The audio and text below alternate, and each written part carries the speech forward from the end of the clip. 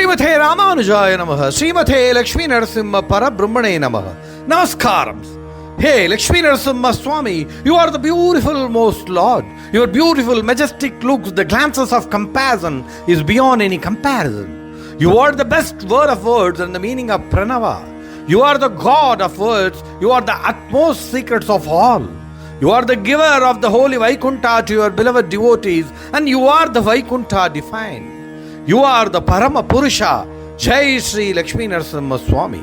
Of the all 18 Puranas, the Padma Purana is a beautiful most. In this, after the avatara of Narasimha and destruction of Hiranya, this Narasimha Stotra is rendered by Brahma himself. Now to the story of this episode. Lord Narayana, who is dwelling on the Adisesha along with Sri Mahalakshmi, is highly worried about the present Kali Yuga. He could find people's bhakti full of selfishness and only for one gain or other. Though the exact time for the Kalki Avatara has not started, before that he just decides to step into this world and explain or insert some wisdom into the minds of people. He chooses a handful and he never exposes himself as the Lord Narayana, and he starts preaching or explaining parts of this world's philosophies. He tries to stress the need for detachment, tries to infuse into these people some sense so that they could identify the wrong and right, the papa and punya, the perishable and sustaining everything.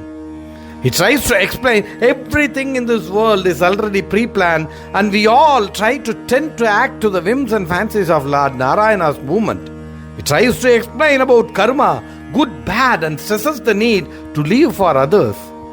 He tries to establish the importance of bhakti, the marga to reach the Lord, and the character one should possess to attain salvation, that is moksha. He tries to involve these people he chose to sit a satsangam and involve in that. But after his continuous and innumerable effects, he finds these people swaying away from his teachings. They are not even interested in whatever he says. They hear everything but do as they like to. Now they don't know it is Lord Narayana, Lord Narasimha himself present here. And they never care for whoever says whatever. Now the Lord himself is disturbed and he decides to return back. He thinks anyway this Kali Yuga has all these traits and it is me who coined this. Now let me not change it myself. Let me wait for the time to come, then let me see. Now as a final move, he calls all of these people he chose, and then he exposes himself. All these days, I have been trying to teach you, to preach you that is good for your being. But you are never bothered. Before everything, I want to say one thing. I am Lord Narayana, Lord Narasimha. Now, every people was stunned. I tried to infuse you some valuable thoughts that may lead to my holy feet, the way to moksha, enlightenment. But you are all engrossed in your own being, deeds, and you couldn't connect with me. Now all the people were mesmerized seeing their beloved beautiful Lord. They looked within each other. It was a silent go and understanding underneath. They all once stood up, rushed to the lotus feet of Narasimha, tightly holding his feet, crying, shouting, we won't let you go. We need you, please. We beg your pardon, don't let us away. We have no other refuge except your lotus feet. Now the Lord got struck. He was completely taken off guard by this love, the surrender, everything. They again pleaded, we are ignorant. We know nothing. We have no knowledge, but we won't let you off your lotus feet. Now this is the high point here. We people don't want to stick to dharma. We don't want to do noble things, noble deeds. We never want to follow a correct straight path. We never will follow whatever we are preached or taught. In spite of all these, we want our Lord Narasimha. We all know a tactful way of sticking on to him. We know he is moved by our love for him, the inner bhakti for him, and the realization of our ignorances and holding on to him tightly. Now, Lord Narasimha himself realized the power of surrender. Though he is the master, he was completely moved. He heard them with passion, love, affection, and took them, gave them salvation.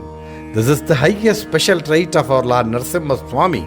He gets down to you even though you don't look upon him. Jai Sri Lakshmi Narasimha Swami. Two Narasimha Kshetras of Kerala this week. Thuravur Sri Lakshmi Narasimha Murti Temple. Two sanctums within one temple, one for Lord Narasimha and the other one for Sudarshana, the discus. The temple is said to be 1300 years old, and Narasimha temple came into existence during 7th century during a Chera king named Karalendran. The next one is Vadakara Narasimha Murti temple, which is located in Vadakara Taluk, Kozhikode district in Kerala. Nearest train station is Vadakara. This is 400-year-old temple managed by a private trustees after renovation works. The special pujas are conducted in this temple for the devotees in and around. You must visit temple. Now the Lakshmi Narasimha Sahasranama Ati Mathura Ati Lavanya Stotram.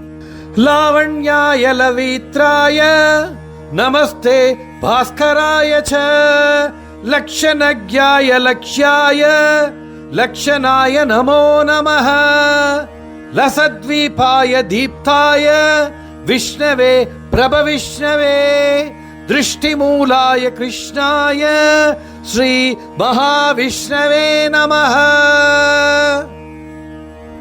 It says, O Lakshmi Narasimha, you are the handsome Lord who knows everything, filled with all transcendental qualities. The Laksha and the Lakshana.